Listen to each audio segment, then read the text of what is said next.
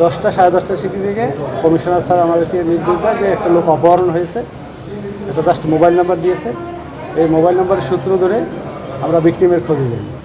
তো ভিকটিমের খোঁজে গিয়ে তারা অপর পক্ষ থেকে ভিকটিমের মোবাইল থেকেই অপহরণকারীরা চাঁদা চাচ্ছিল। প্রথমে 10 লক্ষ টাকা, পরে 6 লক্ষ টাকা দফা দফা হয়।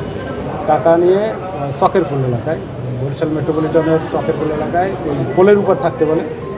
তো আমরা ওইভাবে টোপ ফেললে ওইখানে যাই। তো যখন টাকা নিতে আসে তাকে আমরা আটক করি। আটক করার পরে তার দেওয়া তথ্য মতে ভিকটিম এবং অন্যান্য আসামিদের আর আমরা আরও 3জন, একটা উপজেলা ছাত্রলীগের সেক্রেটারি। ছাত্রলীগের? হ্যাঁ, আমরা শুনেছি।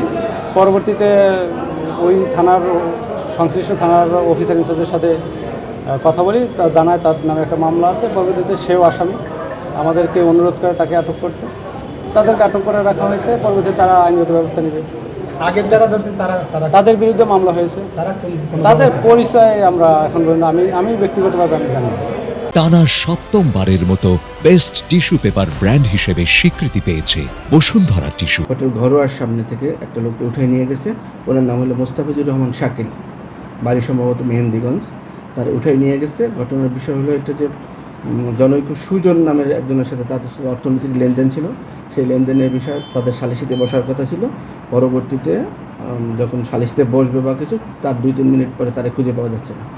ঘণ্টাখানেক পরে সে ফোনে জানাইছে যে আমাকে কোথাও নিয়ে আসছে, তোমরা আমার 6 লাখ টাকা নিয়ে আসো, তাহলে আমাকে সাইডে দেবে।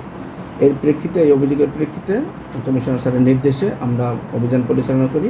অভিযান পরিচালনাকালে এক পর্যায়ে আমরা 3জন লোককে আটক করি এবং 3জন লোকের নাম হলো প্রিন্স, সুজন এবং সুলাইমান সুমন। এই 3জনের আটক করি। আর মামলা দায়ের প্রক্রিয়াধীন আছে এই মুহূর্তে।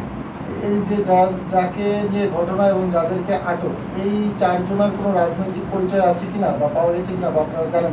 না, এখন পর্যন্ত আমি জানি না তাদের রাজনৈতিক পরিচয়।